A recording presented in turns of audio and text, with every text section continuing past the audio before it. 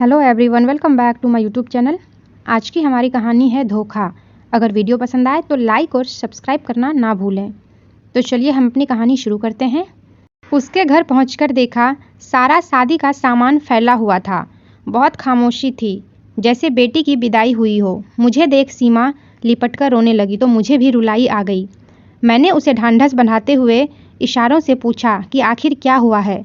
Hello सीमा, मैं रुचि बोल रही हूँ। हाँ रुचि, बोलो। आज तुझे मेरी याद कैसे आई? नहीं, याद तो तुम्हारी रोज़ आती है डियर। तू तो मेरी सबसे अच्छी सहेली है। बस समय नहीं मिल पाया इधर कुछ दिनों से तुझसे बात करने का। और बताओ, तुम ठीक हो ना? और प्राची कैसी है?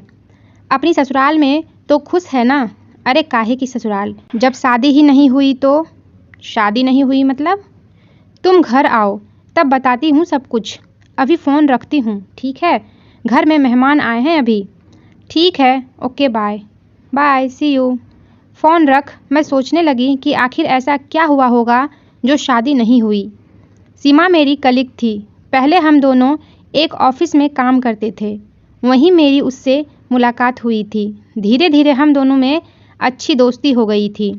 दोनों एक ही शहर में थे तो आना जाना भी होता रहता था। फिर उसे दूसरी कंपनी में जॉब मिल गई तो हमारा रोज़ का मिलना बंद हो गया था। हाँ, फ़ोन पर उससे बात होती रहती थी। कभी कभार आना जाना भी होता रहता था। अभी 10 दिन पहले ही तो वो मेरे घर आई थी अपनी बेटी की शादी का कार्ड देने। बता रही थी कि अगले हफ्ते शादी है। कितनी खुश थी कि उसकी बेटी की शादी इतने अच्छे घर में हो रही है। लड़का बेंगलुरु में मल्टीनेशनल कंपनी में जॉब करता है। लाखों में सैलरी है, अपना फ्लैट, गाड़ी, सब कुछ है। मेरी बेटी खूब खुश रहेगी वहाँ, बताते हुए उसके चेहरे से खुशी साफ झलक रही थी। ये तो बहुत खुशी की बात है, बधाई हो तुझे। लेकिन ये बता, तूने लड़के के बारे में, उसके घर वालों के बारे में सब अच्छे से पता कर लिया है ना? सारी जांच पड़ताल करके ही अपनी बेटी ब्याहना? हाँ बाबा, सब पता कर लिया है। वैसे भी लड़के के पिताजी मेरे भैया के सीनियर हैं। भैया भाभी उन्हें बहुत अच्छी तरह से जानते हैं। काफ़ी आना जाना है उनका मेरे भैया के घर। भाई ने ही ये रिश्ता कराया है। सब उनका जाना समझा है। लड़के को तो भैया बचपन से जानते हैं। अच्छा, तुम ज़रूर आना। अब मैं चलती हूँ।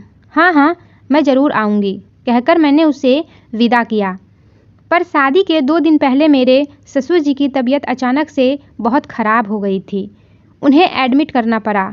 तो इसलिए शादी वाले दिन मैं शाम में ही उसके घर गई थी और शगुन और आशीर्वाद देकर जल्दी ही लौट आई थी। क्योंकि मैं पूरी शादी तक रुक नहीं पाई थी, इसलिए मुझे पता ही नहीं था कि आखिर क्या बात हुई जो शादी नहीं हुई। इसकी वजह जानने की उत्सुकता बढ़ती जा रही थी। अतः दूसरे दिन रविवार को ही मैं उसके घर पहुंच गई थी।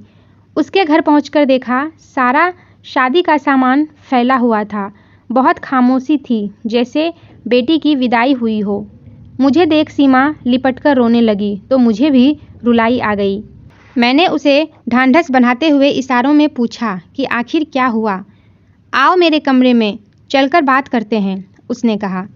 कमरे में पहुंचते ही सीमा बोली, जानती है रुचि, तू सही कह रही थी कि मुझे अच्छी तरह जांच पड़ताल करके ही शादी तय करनी चाहिए थी।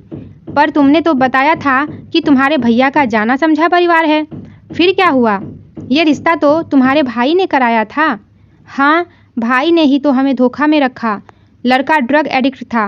वो किसी कंपनी में जॉब भी नहीं करता था। पूरा आवारा और बदचलन था। एक बार जेल भी जा चुका है डकैती डालने के केस में। फ्लैट गाड़ी की बात सब झूठ थी।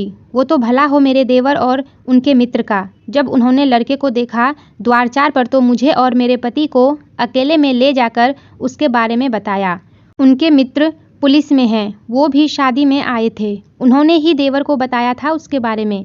पहले तो मैंने उनकी बात ही नहीं मानी, उल्टा उन पर ही आरोप लगाने लगी कि वह चाहते ही नहीं कि मेरी बेटी की शादी इतने अच्छे घर में हो। इसलिए मैंने उन लोगों को शादी तय होने तक कुछ न बताया था। तब उनके मित्र ने हमें सारी सच्चाई बताई। मुझे तो अपने कानों पर विश्वास ही न हुआ कि मेरे भाई ऐसा कर सकते हैं। क्या उनको ये सब बातें पता नहीं थी? मैंने भैया से पूछा कि क्या देवर जी सही कह रहे हैं, तो कहने लगे कि ये सब तो इस उम्र में लड़के करते ही हैं। शादी के बाद सब ठीक हो जाते हैं और फ्लैट गाड़ी का क्या है, वो तो जब चाहे खरीद सकते हैं। तब हम लोगों ने उसी वक्त शादी न करने का फैसला किया, पर लड़के के परिवार वालों ने काफ़ी हंगामा किया था। फिर मेरे देवर और उनके मित्र ने मामला शांत कराया और बारात वापस ले जाने को कहा। खैर, बात बिगड़ ना जाए इस डर से वो बारात वापस ले गए। पर तेरे भाई ने सब कुछ जानते हुए भी ऐसा क्यों किया, मैंने पूछा। प्रमोशन के लिए। उनका प्रमोशन उसी सीनियर के हाथ में था और उनके बेटे के लक्षण के चलते कोई अपनी बेटी देने को तैयार ना था। इसलिए मेरे भाई ने मुझे धोखा में रख ये रिश्ता तय कराया था कि अगर उनके आवारा बेटे की शादी मेरी बेटी से हो जाएगी तो उनका प्रमोशन तो उनको करना ही होगा। मैं हमेशा से अपने ससुराल वालों को ही गलत समझती थी, पर अब ये एहसास हुआ कि हमेशा ससुराल वाले ही गलत नहीं होते हैं। अगर उस समय मेरे देवर ने सच्चाई ना बताई होती और शादी के समय हुआ बवाल ना सुलझाते तो क्या होता। आज उनकी वजह से मेरी बेटी की ज़िंदगी बर्बाद होने से बच गई। उसकी बात सुनकर मैं सोच रही थी कि क्या सगा भाई ऐसा भी कर सकता है, इतना बड़ा धोखा, वो भी अपने बहन के साथ ही, कि उसकी बेटी की ज़िंदगी ही बर्बाद हो जाए। तो दोस्तों, आपको ये कहानी कैसी लगी कमेंट करके ज़रूर बताइएगा और मेरे वीडियोस का नोटिफिकेशन पाने के लिए चैनल को सब्सक्राइब करके बेल आइकन को भी प्रेस कर दीजिएगा। तो फिर मिलते हैं एक नई कहानी के साथ, तब तक के लिए टेक केयर एंड बाय।